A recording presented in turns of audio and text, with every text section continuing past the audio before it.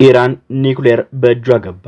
በዓለም አቀፍ የፖለቲካ ሰማይ ስር የጦርነት ደመና አጥልቶ የምድራችን ሰላም በአንዲት ቀጭን ክር ላይ ተንጠልጥላ ባለችበት በዚህ አስጊ ወቅት ከአሜሪካ ቤተ መንግስት የወጣው ዜና የብዙዎችን ቅንድብ አንስቷል።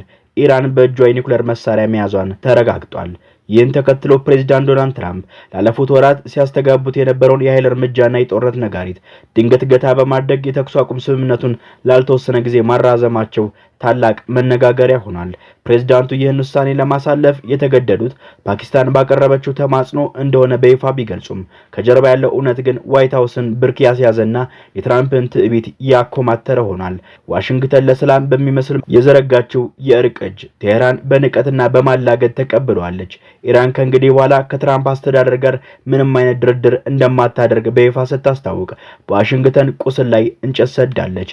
የቴህራን ባለስልጣናት በታላቅ በራስ መተማመን መዋጋት ከፈለጋችሁ በራችን ክፍት ነው፣ ጣቶቻችን ደግሞ ቃታውሬ ናቸው በማለት ለአሜሪካ ወታደራዊ ኃይል ያልተጠበቀና እብሪት የተቀላቀለበት የማሾፍ መልእክት አስተላልፈዋል። ይህ የኢራን ግትር አቋም ዋሽንግተንን ይበልጥ አጣብቂኝ ውስጥ ከቷታል። የአሜሪካ የስለላ ተቋም ይፋ እንዳደረገው የሰሜን ኮሪያው መሪ ኪም ጆንግ ኡን በጉዳዩ ውስጥ እጃቸውን በማስገባት መለስተኛ የኒውክሌር አረሮችን ለኢራን አሳልፈው መስጠታቸውን ለዋሽንግተን ትልቅ ራስ ምታት ሆኖባታል። ከዚህም በተጨማሪ ሩሲያና ቻይና በዘመናዊ የአየር መቃወሚያዎችና በየደቂቃው በሚደርሱ አስተማማኝ የስለላ መረጃዎች ከኢራን ጎን መቆማቸው ኢራን በአሜሪካ ላይ እንድታላገጥ ጉልበት ሆኗታል።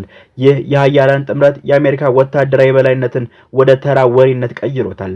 በአሁኑ ወቅት በዋይት ሃውስ ጠባብ ኮሪደሮች ውስጥ የሚመላለሱ ባለስልጣናት ፊት ላይ የሚነበበው ድንጋጤና በሚስጥር የሚንሾኮሾከው የክህደት ድምጾች የአሜሪካን የአንድነት ምሰሶች እያናወጡት እየነቀነቁት ይገኛሉ።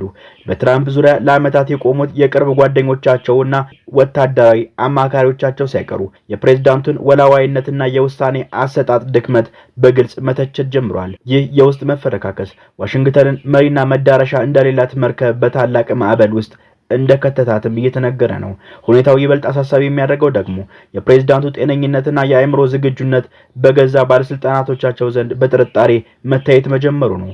አሜሪካ በውስጥ ሽኩቻና በውጭ ጫና መሃል ሆና በምትናወጥበት ኢራን ደግሞ ቃታውን ስባ ለመተኮስ በዝግጅት ባለችበት በዚህ ሰዓት የዓለም ዕጣ ፈንታ በታሪክ አደገኛ ምዕራፍ ላይ ይገኛል። በዚህ ሁኔታ ውስጥ የዓለም ፖለቲካ መድረክ ላይ እንደ መብረቅ የተከሰቱት እነዚህ የሰሜን ኮሪያ የኒውክሌር አረሮች በኢራን እጅ ላይ መግባታቸው ተራ የጦር መሳሪያዎች ሳይሆኑ የምጽአት ቀንን ቀጠሮ የሚያጥፋጥኑ የሲኦል ቁልፎችን የሚጫኑ አደገኛ መሳሪያዎች ናቸው።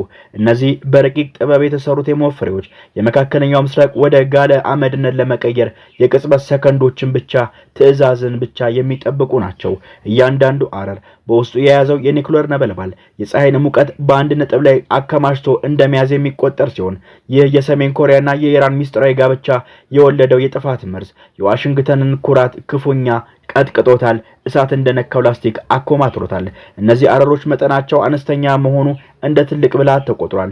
ምክንያቱም የከርሰ ምድር ዋሻዎች በከባድ መኪኖች አልፎ ተርፎም በትንንሽ ጀልባዎች ላይ ተጭነው ሳይታወቁ የትኛውንም የዓለም ጥግ የሞት ሲኦል ለማድረግ ዝግጁ ብቃቱምነትም አላቸው። የአሜሪካ የሳተላይት አይኖችና እጅግ ዘመናዊ የተባሉ የራዳር መረቦች እነዚህን የማይታዩ ገዳዮች ለመለየት አቅም አጥተው መንበርከክ ጀምረዋል። የነጩ ቤተ መንግስት ባለስልጣናት በድንጋጤ እንዲንቀጠቀጡና የትራምፕን የጦርነት ጉጉት እንደ በረዶ እንዲቀዘቅዝ አድርጎታል። እነዚህ የኒውክሌር አረሮች በኢራን እጅ መውደቃቸው ተራ ሽኩቻን ወደ ዓለም መደምደሚያነት ወደ ዓለም ጦርነት ቀይሮታል። ሩሲያና ቻይና የሰጡት የቴክኖሎጂ ጋሻ የታከለባቸው እነዚህ አረሮች አንዴ ከቅንቡላው አፍ ከወጡ ከተተኮሱ በኋላ መዳረሻቸው የማይታወቅና የማይመከት የጥፋት ቀስት ሆነው ወደ አሜሪካ ተወድረዋል።